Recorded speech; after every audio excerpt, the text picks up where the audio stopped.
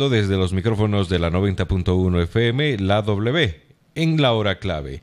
Conversamos a esta hora de la mañana con el arquitecto Fernando Cordero, exalcalde de Cuenca, además expresidente de la Asamblea Nacional y de la Asamblea Constituyente en su momento. Le damos la más cordial bienvenida y le agradecemos el haber aceptado esta invitación, arquitecto. Muy buenos días. Gracias, Juan Fernando. Buenos días a todos los que hacen W Radio y a quienes nos escuchan. A las órdenes. Arquitecto, usted como exalcalde de Cuenca, desde luego nos podrá aportar en estos momentos que son críticos para el votante, donde busca tener toda la información para acudir el 24 de marzo a sufragar por la elección de las diferentes dignidades. ¿Qué es lo que está sucediendo en Cuenca? Respecto de los planos y de las modificaciones en lo urbano, ¿se está haciendo lo correcto para que el crecimiento de Cuenca sea ordenado? Esa es mi primera pregunta. Pongámosle en el contexto que estamos viviendo. Estamos en pleno proceso para cambiar de alcalde. Efectivamente. Y habría de esperarse que justamente sea la planificación ese elemento que ayuda más allá de las personas, más allá de las ideas, de las ideologías, no, que ayuda a tener unos elementos convergentes, unos referentes que no necesariamente son de los candidatos, que no necesariamente son de los alcaldes cuando ya ejercen esa dignidad, sino que son de las ciudades. Y la planificación no es una marca que tiene apellido. La planificación es una actividad humana que lo que busca es reducir el nivel de error al mínimo posible. Es decir, pensar antes de hacer, acordar entre todos qué es lo prioritario hacer. Ese es un acto humano profundamente importante. En ese contexto, no hay que dejar de sorprenderse que el último plan, Juan Fernando y todos los que nos oyen, el último plan aprobado, vigente, si usted este rato quiere hacer un edificio, o quiere hacer una casa, o quiere dividir un terreno, se va al municipio y en el municipio le dan unas leyes, les dan unas normas, le dicen qué puede hacer y qué no puede hacer. Es del año 2002, lo aprobé yo cuando fui alcalde, 17 años atrás. Cuando yo fui alcalde, aprobamos un primer plan en el año 98 y el plan decía que hay que actualizar cada 4 años. ¿El mismo plan? Claro, es que los planes no pueden ser escritos en piedra. Entonces, hicimos en el 98 el primer plan y luego actualizamos y aprobamos en el año 2002. El primer plan, para que tengan una idea, porque empecé diciendo lo que dije, de que es un gran acuerdo, un acuerdo entre muchos, un acuerdo que permite unir coincidencias y que permite justamente depurar también las diferencias.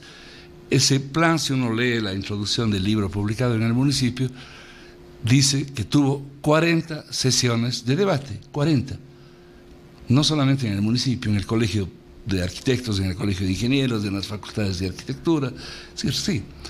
Complementariamente al plan de ordenamiento territorial, urbano y rural que se aprobó y que está vigente hasta ahora. Eso es lo más penoso. Es decir, 17 años luego. La gente dice, pero han habido una cantidad de planes. Sí, me consta.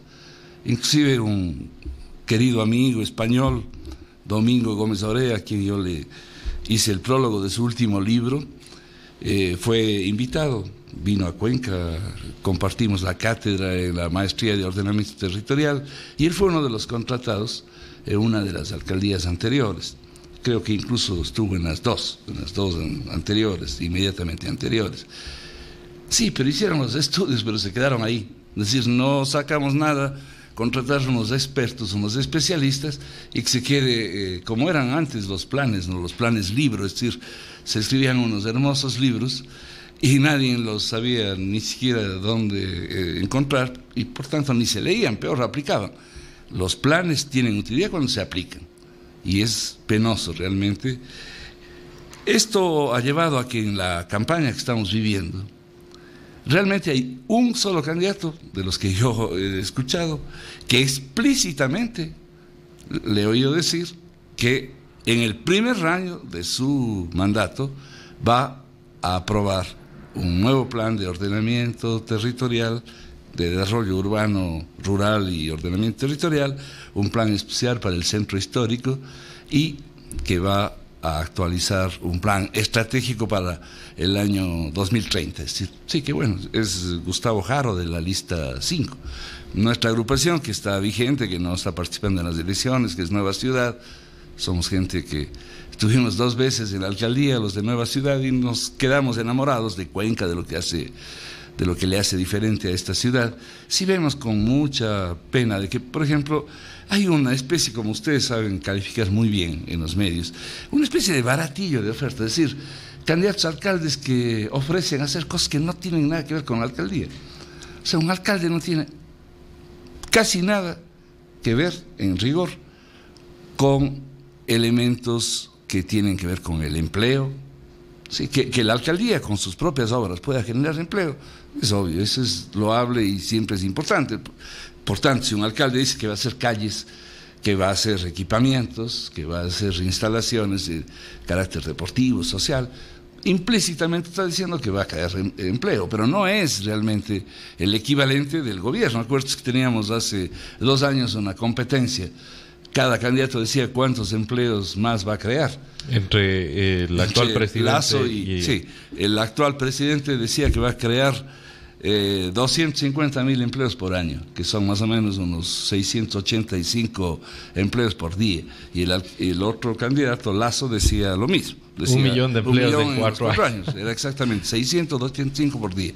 Entre el 1 de enero de este año y hoy día, o bueno, el último día de febrero, fueron despedidos, según el ministro, 11.200 empleados públicos, que significa que les sacaron 200 por día, en vez de crear 685 por día. Pero los alcaldes, ¿qué pito tocan ahí? Ninguno, no pueden. Es una demagogia decir que van a crear empleo, es decir, que van a dirigir la seguridad. Hay gente que dice que va a salir a dirigir a la policía en la calle. No va a poder hacerlo, así quiera. ¿Por qué no pensar, y ahí sí sin quitar o quitando más bien a las personas, porque las creaciones son de la ciudad? Nosotros creamos el Consejo de Seguridad. Esta es una de las pocas, creo que es la segunda ciudad, o la única, que paga una tasa. Nosotros nos cobran una tasa de seguridad ciudadana, pero no para suplantar a la policía. ¿Por qué creamos en esos años? Ya son más de 20 años que creó la tasa. Porque la policía en esa época no tenía ni para poner gasolina en los patrulleros. Entonces hay que reclamarle al gobierno nacional que tengamos más seguridad en la ciudad, que tengamos actitudes y acciones contra el feminismo y todas estas situaciones espantosas que hemos tenido que constatar, se han hecho presentes también en la ciudad, pero no es tarea ni de los alcaldes, ni de los prefectos, ni de los concejales. Sí que hay que contribuir a reducir la violencia de todo tipo, sí que hay que luchar contra toda forma de criminalidad, sí, pero no son tareas que le competen a un gobierno local que tiene en la Constitución establecidas. Entonces, se ha diluido la campaña, y a los que sí han hablado de propuestas concretas, les hemos escuchado hacer unas propuestas casi alzando los hombros, yo me imagino así escénicamente, ¿no? O sea, como que me importa, yo no voy a ganar, puedo decir cualquier cosa. Arquitecto, con la finalidad de entender en dónde estamos, para también al mismo tiempo poder entrever lo que la ciudad, lo que los votantes necesitamos al acudir el 24 de marzo, a usted ha hecho referencia de que 17 años tenemos el mismo plan de ordenamiento territorial. Eso quizás dejaría entrever que no existe la suficiente eficiencia o el sentido de oportunidad de una administración municipal. ¿Me estoy equivocando? A ver, es algo peor, Juan Fernando, porque 17 años no pasan en vano.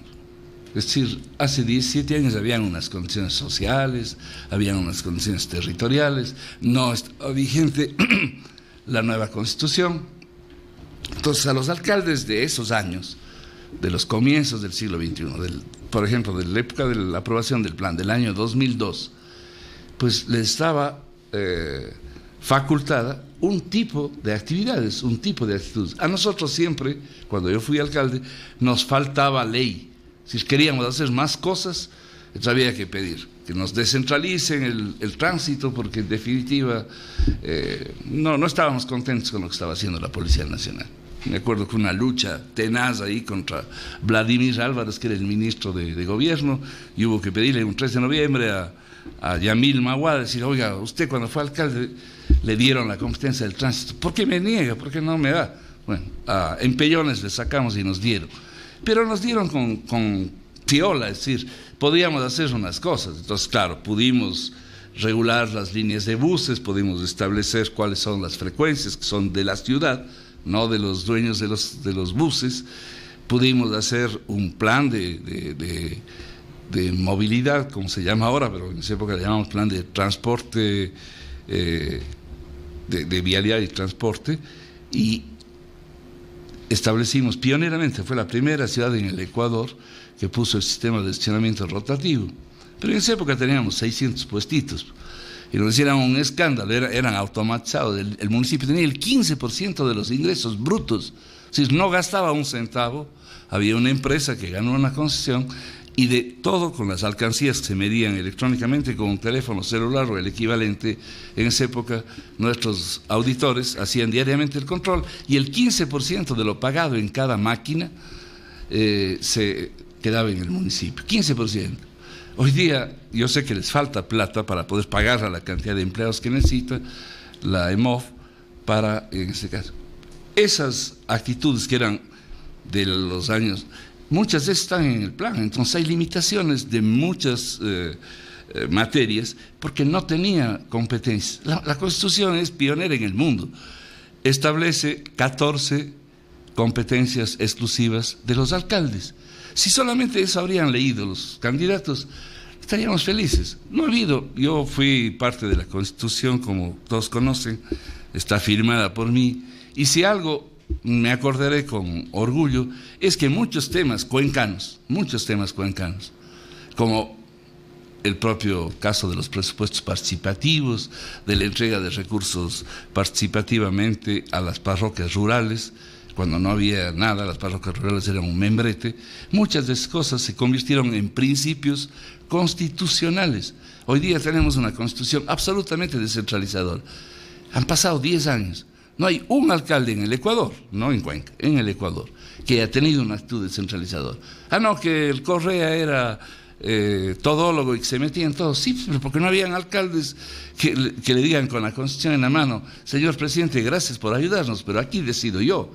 Esto aplíquele a Cuenca y aplíquele a Guayaquil igual. En Guayaquil el gobierno hizo el Parque de los Samanes y el alcalde no dijo, esta boca es mía, cuando esa es competencia del municipio. Entonces no ha habido, pero eso hasta podría ser bien visto, de que se pongan de acuerdo y hagan un parque. El tránsito es competencia constitucional, y a usted y a mí nos habrá tocado que nos pare en alguna avenida de esta ciudad un vigilante guayaquileño en nombre del gobierno nacional, controlando el tránsito, que la Constitución dice que es materia del municipio. No, que hay una ley. Sí, pero la ley no puede estar contra la Constitución, pues hay que protestar si la ley está mal hecha. Y la ley tampoco dice eso.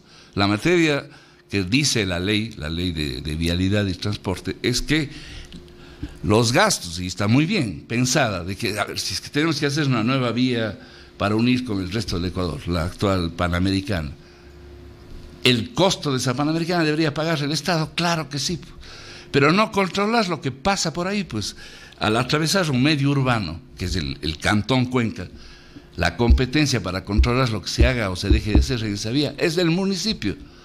Hoy día no es de nadie. Entonces usted vea la vía que tanto esfuerzo le ha costado a esta ciudad, que es la que llamamos circunvalación, la norte y la sur, más toda la Panamericana, norte y sur.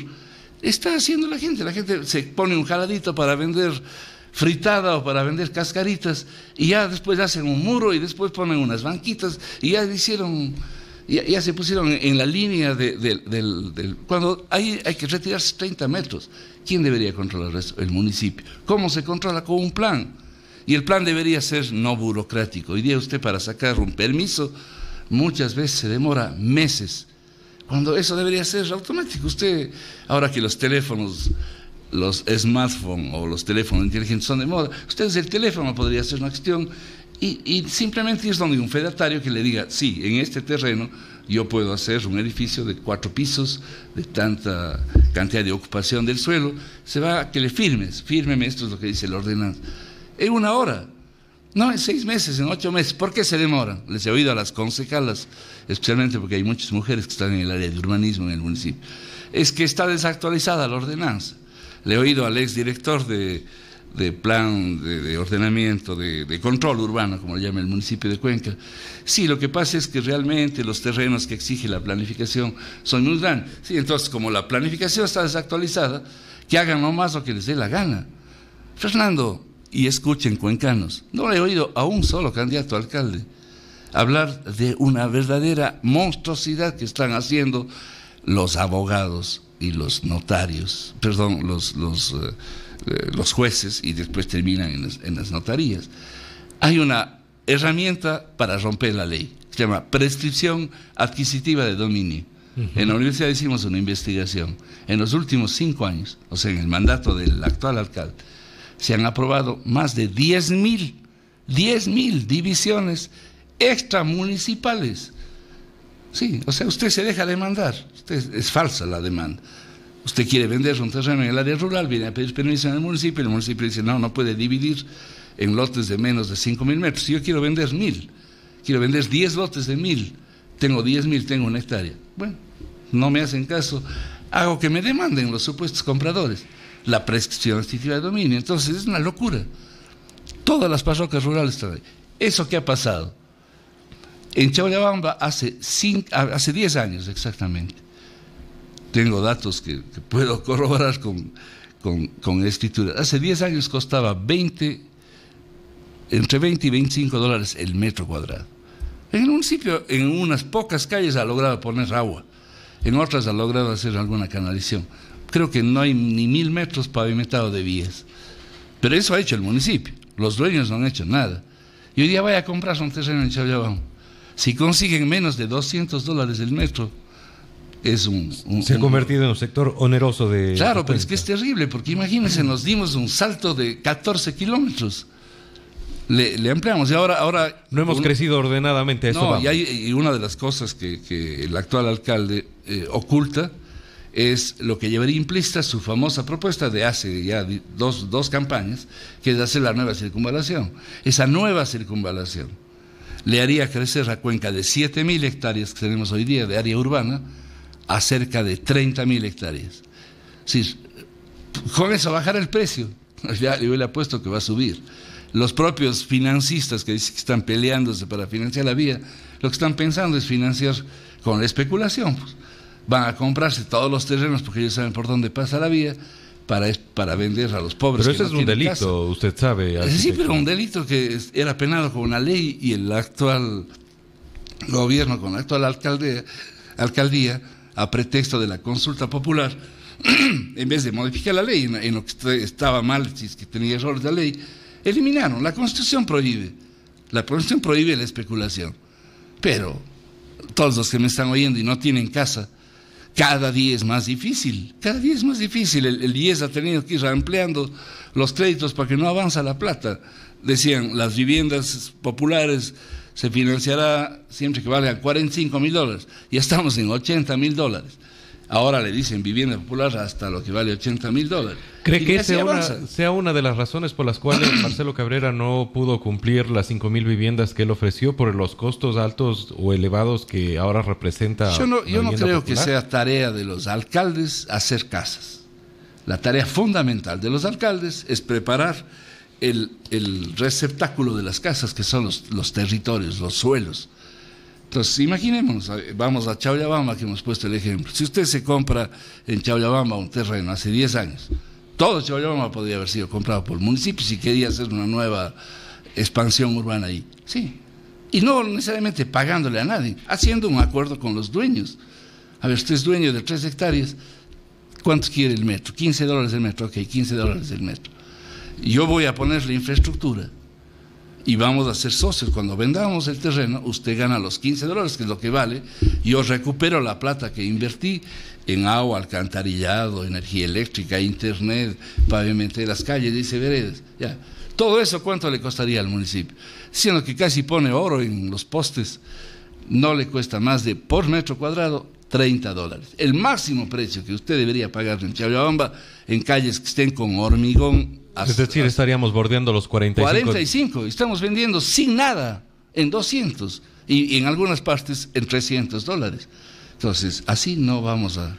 Eso cualquiera, el que gane la alcaldía, tiene que combatir. Igual, de nuevo, así sea aparentemente más que hacer propaganda, pues yo muestro mi voluntad de apoyar, y ojalá realmente se podría tener un alcalde que por lo menos tenga la línea conductora. Es decir, le he oído con sus propias palabras a Gustavo Jara decir: voy a congelar el precio del suelo. Lo que yo acabo de decir más o menos es eso, es decir, congelo no en el sentido de que prohíbo, no, sino que no permito. Si usted era dueño de un terreno y quería vender en $15 y le dieron gusto, sí, no tenían por qué pagarle. ¿Cuándo debería usted cobrar? Cuando otra persona vaya a vivir ahí. Entonces el municipio no es el que tiene que hacer las casas. Si el municipio habría hecho eso, no habría hecho 5.000 casas, porque 5.000 del Paul Granda más 5.000 de Marcelo Cabrera, 10.000, y entre los dos no han hecho 1.000. Sí, no han hecho 1.000, entonces, ¿por qué? Bueno, Marcelo habla de algo más de 1.000. Él dice, pero según las estadísticas todavía no llegan a 500, y a Paul Granda le contabilizan igual número. Hay viviendas que supuestamente se endilga el municipio, como las del lado del IES, y hasta ahora no están ni acabadas, llevan 10 años construyéndose. Creo que hay problemas de planificación serios, y es, en una sola frase, falta de planificación, falta de actualización de la planificación, falta de voluntad. Porque claro, es más fácil actuar a corazón. Si viene un amigo, le digo qué es lo que puede hacer, ayudo a que traten de aprobar a alguien en el municipio, entonces ve las cosas más absurdas, más absurdas. Yo tengo una oficina compartida con compañeros y hemos querido hasta vender el predio, y vamos a pedir permiso en el municipio y no nos permiten hacer más de 4 pisos, y atrás nuestro hay un edificio de 9 en la misma cuadra. Inexplicable. No, pues imposible de entender, imposible. Arquitecto, siempre por el honor al tiempo, que en los medios de comunicación es corto, el tema de movilidad. Usted también ha sido un exalcalde que ha tenido un renombre cuando en esta materia hablamos. Incluso hemos hablado en su momento también con Diego Astudillo, que fue parte de su administración municipal, quien ha sabido dar lineamientos y consejos incluso que no han sido escuchados por la administración actual. Ya estamos con el tranvía prácticamente funcionando. ¿Cómo ve usted la incorporación de este sistema? ¿Cree que lo que se ha hecho ha obedecido a la necesidad, o por lo contrario, aún no conocemos lo que tenemos entre las manos, que algunos califican una papa caliente? A ver, el tranvía fue producto de una novelería, no de una planificación. De esas novelerías que a veces tienen impacto. Entonces el que le dio el consejo, el que fue el asesor político electoral del candidato de ese momento, acertó, pues. Ganaron las elecciones, creo que entre otras cosas por ofrecer el tranvía. Las siguientes elecciones, el actual alcalde ganó por decir que no va a hacer el tranvía, y nos toca por tercera vez hablar del tranvía. Casi todos han obviado y han dejado al tranvía en un segundo plano, porque ya no tienen que decir, ya están ahí, ya está funcionando. Mientras estamos en campaña, el tranvía se ha paseado por Cuenca vacío a ratos y con gente en otros momentos. Ni siquiera se han atrevido en el municipio a dejar que funcione con la demanda real para poder medir. No, es con invitados. Usted tiene que ser invitado, tiene que irse a coger el tranvía en el patio taller, no en la estación que a usted le tocaría coger. Es decir, esta simulación no sirve para nada, sino para a lo mejor reforzar una campaña política de alguien. Pero le digo que fue una novelería. Y eso que yo he manejado los datos oficiales, pues, en el documento oficial del municipio de Cuenca, aprobado por las Emplades, por eso el presidente Correa les dio la plata, les apoyó, dio discursos a favor del tranvía, porque en ese documento casi es el cielo, pues, 120.000 pasajeros por día. Yo criticaba eso también, porque 120.000 de 600 era la quinta parte. Después ya bajaron que no van a ser 120, van a ser 100, será la sexta parte. Y ahora nos damos con la piedra en los dientes porque el municipio recibe en el Consejo Cantonal el informe técnico de los especialistas y dicen no van a haber más de inicialmente 40,000 pasajeros por día. 40,000 frente a 600,000 que es la demanda de viajes públicos. Vea usted cuánto es. Es decir, es una ridiculez. Entonces, el tranvía, que es hermoso porque no suena, hermoso porque no contamina, hermoso porque es moderno, hermoso por una cantidad de razones, no va a solucionar el mayor problema que tiene Cuenca, que es la movilidad. Ha crecido en estos años que llevamos discutiendo el tranvía de 80,000 a 110,000 carros. Tenemos 30,000 carros particulares. Si no logran las autoridades, y de nuevo ahí hay una sola candidatura, o dos, me parece que César Piedra también habla de algún plan. A ver, tenemos que empezar a pensar en dejar los carros particulares, y a los carros particulares hay que sustituirles, ¿no?, con prohibiciones. No es que yo prohíbo usar mi carro, sino con un eficiente sistema de transporte público. Es decir, que la solución no está como en Quito se asumió, por ejemplo, el pico y placa. O sea, eso es coyuntural, ¿no? Aquí podría servir para poder caminar un poco menos mal genio en el centro histórico, podría servir en el centro histórico el pico y placa. Pero eso es para tomar un ratito de fuerza, para respirar y hacer un cambio real. Entonces, usted tiene que pensar, acuérdese cuando lanzaron el tranvía. Usted mismo habrá entrevistado a muchos funcionarios municipales y al propio alcalde, a los dos alcaldes. Se habla de los parqueos de borde, que la gente ni sabe qué es el parqueo de borde. El parqueo de borde era una idea pre-tranvía. Pre-tranvía. Cuando nosotros lanzamos el megaproyecto del Barranco, acuérdese, cuando yo fui candidato en el 2004, para poder hacer las obras, desviamos el tráfico, hasta ahora me dicen que fue un error de estrategia de política en la campaña del 2004. Yo no creo que haya perdido las elecciones por hacer una vereda, o una veredita, como le llamaron. Pero en ese proyecto, el megaproyecto del Barranco, se pensaba en un túnel por debajo de la 12 de abril, de ida y vuelta. Era la suspensión era temporal. Habilitación de todos los espacios contiguos con aparcamientos. Entonces, lo que hicieron en el Parque de la Madre podía hacerse, pero 3 veces más grande. En los patios del Hospital Militar y del Hospital Civil, que ya son edificaciones patrimoniales, igual. En toda la Solana usted puede hacer miles de parqueos. La Universidad de Cuenca, que no tiene dónde poner un carro, podía meterse en el subsuelo.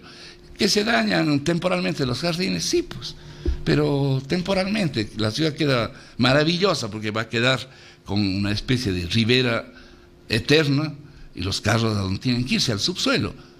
El aparcamiento de borde era indispensable para el tranvía. Y usted viene ahora de Ricaurte, supongo, a la carrera, viene, como dicen, multimodal, viene en bicicleta. ¿Dónde deja la bicicleta? ¿Podrá subirse con la moto al tranvía? No, no va a poder. Y si viene en carro particular de Chaoyabamba, ¿dónde deje el carro?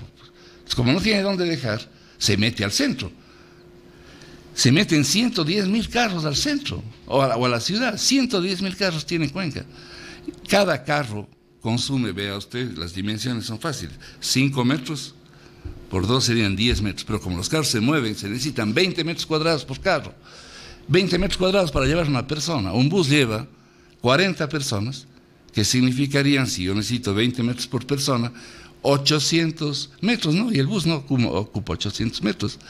Ocupa 12 por 3, 36, 40 metros, es decir, 20 veces menos de espacio, con buses, con tranvías, con todas las formas. Ahora escucho hablar de teleféricos para irse al Valle, para irse a Ricaurte. Me parece genial la idea, me parece excelente, porque al final, vamos a ver, en Guayaquil, el proyecto de metro cable en Quito no ha podido caminar, pero ¿cómo se va al Valle?